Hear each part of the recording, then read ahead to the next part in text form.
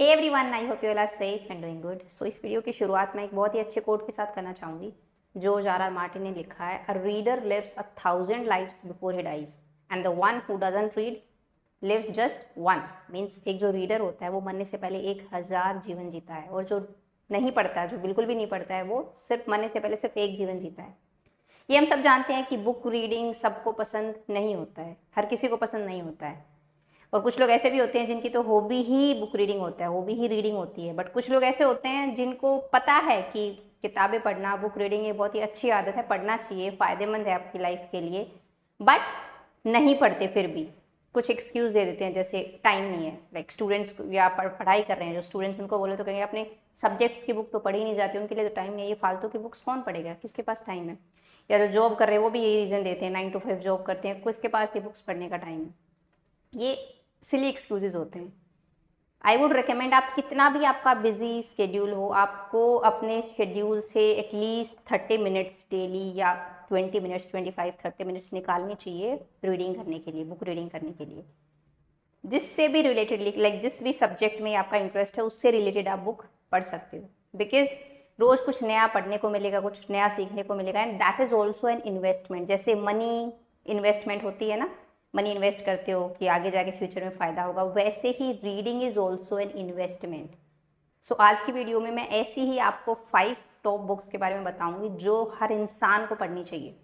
अगर आप पढ़ना नहीं भी चाहते, अगर आपकी हैबिट है भी नहीं रीडिंग, सो एटलीस्ट ये 5 बुक आपको पढ़नी चाहिए।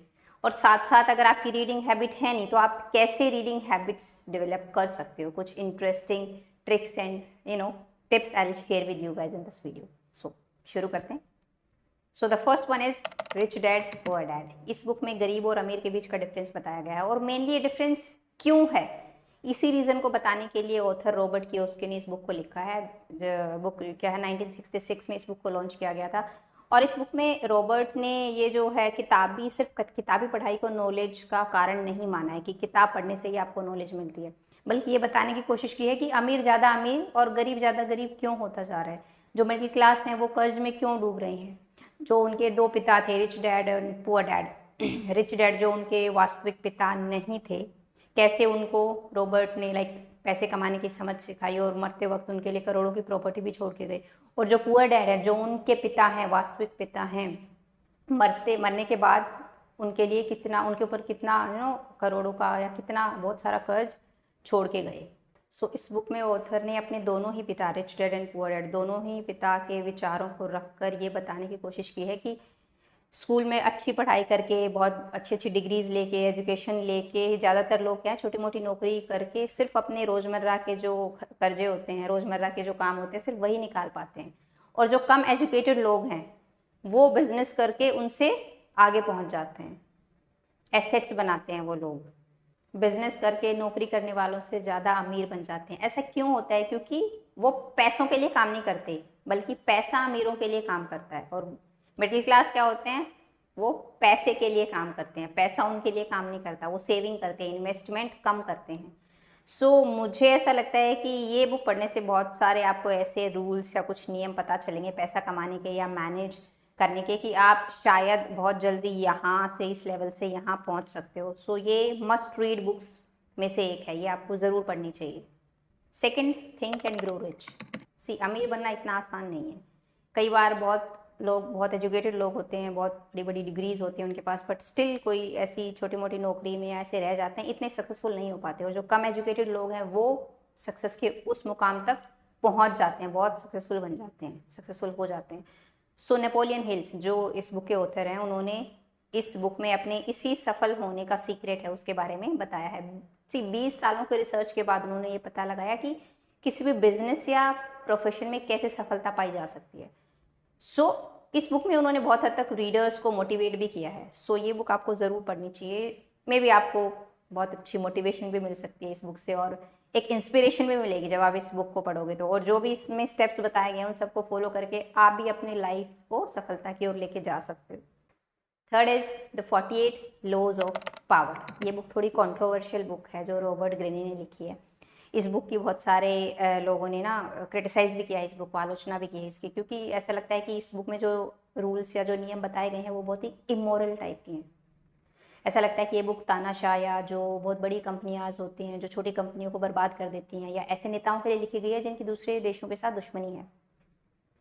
ठीक है, इस बुक में जो भी रूल्स हैं, जो भी नियम हैं, वो डेली लाइफ में उनको यूज़ करना इज़ नॉट गुड, वो उचित नहीं होगा। भले ही आप ये रूल्स या जो नियम है ये डेली लाइफ में यूज़ ना करो, बट ये बुक पढ़ के आप पता लगा सकते हो कि कहीं दूसरा तो आपके ऊपर ये रूल्स या ये जो नियम है ये तो यूज़ नहीं कर रहा है, और अगर ऐसा है तो आसानी से आप गेम को चेंज कर सकते हो, आप उसकी स्ट्रेटेजी को यूज़ करके खुद को बचा सकते हो। सो ये बुक आपको ज़रूर पढ़नी चाहिए।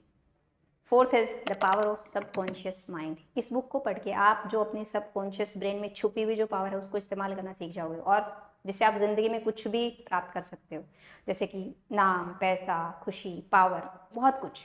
सो इस बुक के जो लेखक हैं जोसेफ मर्फी, वो कहते हैं कि हम सबके अंदर एक खजाना छुपा हुआ है, और वो क्या है? हमारा सबकॉन्शियस ब्रेन। इसी में क्रिएटिविटीज़ के आइडियाज़ भरे पड़े हैं। जैसे किसी को भी एक क्रिएटिव आइडिया मिल गया, उसी को यूज़ करके वो अमीर बन सकता है, पैसा कमा सकता है, सक्सेसफुल इंसान बन सकता है। जैसे क्या ये अमेजोन, फेसबुक के आइडियाज़ ही तो हैं, क्रिएटिव आइडियाज़ ही तो हैं। जो स्टार्टअप्स होते हैं, जो बड़ी बड़ी कंपनीज बन गई, वो स्टार्टिंग में सिंपल आइडियाज़ ही तो थे, क्रिएटिव आइडियाज़, वो जो आज यहाँ से यहाँ पहुँच चुके हैं। पर बहुत सारे लोगों को यही नहीं पता कि सबकॉन्शियस माइंड होता क्या है, उसकी पावर क्या है, उसको कैसे यूज़ करते हैं। सो डेफिनेटली आपको इस बुक को पढ़ना चाहिए। इस बुक को पढ़ के आप पता कर पाओगे कि क्या है सबकॉन्शियस ब्रेन, उसकी पावर क्या है, उसको यूज़ कैसे करते हैं। और इस बुक में जो भी टेक्निक दी गई है उनका यूज़ करके आप लाइफ में कैसे भी सिचुएशन आ जाए उसको अच्छे से डील कर पाओगे। जैसे आप बहुत बुरा फील कर रहे हो, टेंशन में हो, तो विजुअलाइजेशन की टेक्निक यूज़ करो और आप खुश दिखोगे, लाइफ में से स्ट्रेस और एंग्जाइटी भाग जाएगी। So definitely you should read this book. Fifth one, secrets of the millionaire mind. इस बुक के जो ऑथर हैं टी हाग, उन्होंने सालों तक मिलियनर्स, बिलियनर्स और बहुत सारे सक्सेसफुल लोगों की साइकोलॉजी, उनकी हैबिट्स, उनका माइंडसेट, उनकी लाइफ के बारे में स्टडी किया है, रिसर्च किया है, और उसके बाद इस बुक को लिखा है। इस बुक के थ्रू हमें समझाने की कोशिश की है। ये बुक दुनिया की सबसे अच्छी money management and personal finance books में से एक मानी जाती है। ऐसा इसलिए क्योंकि इसमें ऑथर ने हमें money blueprint and 17 wealth files के बारे में बताया है, ताकि हम भी जो रिच एंड सक्सेसफुल पीपल होते हैं उनके माइंडसेट और उनकी साइकोलॉजी पढ़ सकें, सीख सकें और अप्लाई कर सकें अपनी लाइफ में, और अपने भी सक्सेसफुल होने के शायद ड्रीम्स को पूरा कर सकें।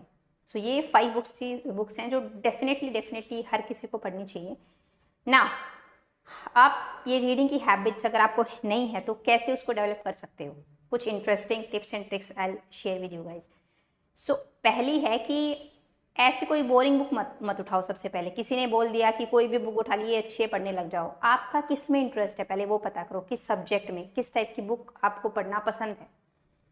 सो शुरुआत एक इंटरेस्टिंग बुक और एक अच्छी से करो अपने इंटरेस्ट के हिसाब से। ऐसा नहीं मैंने बता दिया तो मैं ये पढ़ लूँगा, क्या पता उसमें आपका इंटरेस्ट नहीं है, वो आपको बोरिंग लगे, और फिर आप वो हैबिट तो क्या आप डेवलप तो हो ही नहीं पाएगी, आप बुक्स की तरफ देखना भी बंद कर दोगे क्योंकि इतनी बोरिंग लगेगी आपको। सो बेटर है कि अपना इंटरेस्ट फाइंड आउट करो पहले और उस सब्जेक्ट से रिलेटेड ही बुक उठाओ, ठीक है? तो आपको धीरे धीरे हैबिट बन जाएगी, फिर आप दूसरे टाइप की बुक्स भी पढ़ पाओगे। ओके, सो सबसे पहले जो सब्जेक्ट आपको पसंद है उससे स्टार्ट करो। जैसे आपको अगर मूवीज़ में इंटरेस्ट है तो किसी भी आपका जो फेवरेट स्टार है उसकी बायोग्राफी पढ़ सकते हो, एटलीस्ट स्टार्ट तो करो। सेकंड, आपको डेली बुक रीडिंग के लिए टाइम निकालना पड़ेगा, चाहे आप 15 मिनट ही निकालो स्टार्टिंग में। आई एम नॉट सेइंग कि स्टार्टिंग से 1 घंटा पढ़ना स्टार्ट कर दो, नो। आप 15 मिनट निकाल लो स्टार्टिंग में, धीरे धीरे आप उसको बढ़ा सकते हो 20 मिनट्स, और वो ऐसा देखो कि ऑटोमेटिकली टाइम बढ़ जाएगा जब आपका इंटरेस्ट बनेगा बुक रीडिंग में। और आपको एक वो कहते हैं ना नशा, बुक रीडिंग भी एक नशा है। जो गलत तरीके के नशे होते हैं जिनकी लत हो जाती है, आप छोड़ नहीं पाते हो, वैसे ही बुक रीडिंग भी एक नशा। अगर आपको आदत हो गई तो फिर आप बिल्कुल भी नहीं छोड़ पाओगे। आप डेली शायद 1 आवर 2 आवर भी डिवोट करने लग जाओ बुक रीडिंग के लिए, ठीक है? थर्ड थिंग इज, जहाँ भी जा रहे हो एटलीस्ट अपने साथ एक बुक कैरी करनी चाहिए आपको जो आपको अच्छी लगती है, ताकि अगर ट्रैवल भी कर रहे हो या कहीं भी जा रहे हो, अगर फ्री बैठे हो तो हम क्या करते हैं, फ़ोन चलाना शुरू कर देते हैं। सो बेटर है फ़ोन मत चलाओ। अगर आपके पास बुक है तो आप बुक पढ़ना स्टार्ट करो, बुक पढ़ने लग जाओ अगर आपके पास फ्री टाइम है, अगर ट्रैवल कर रहे हो तो, ठीक है? सो आई थिंक ये 3 टिप्स हैं जो आपको हेल्पफुल हो सकती हैं रीडिंग हैबिट्स डेवलप करने में, और ये 5 बुक्स हैं जो डेफिनेटली आपको पढ़नी चाहिए। So I think that's it for this video. Now you guys are going to tell me like इनमें से आपने कौन सी बुक शायद पढ़ भी ली होगी, या 5 बुक भी पढ़ ली होंगी, या आप कौन सी नेक्स्ट बुक पढ़ना स्टार्ट करने वाले हो। So that's it for this video. Now is next video, bye bye, take care.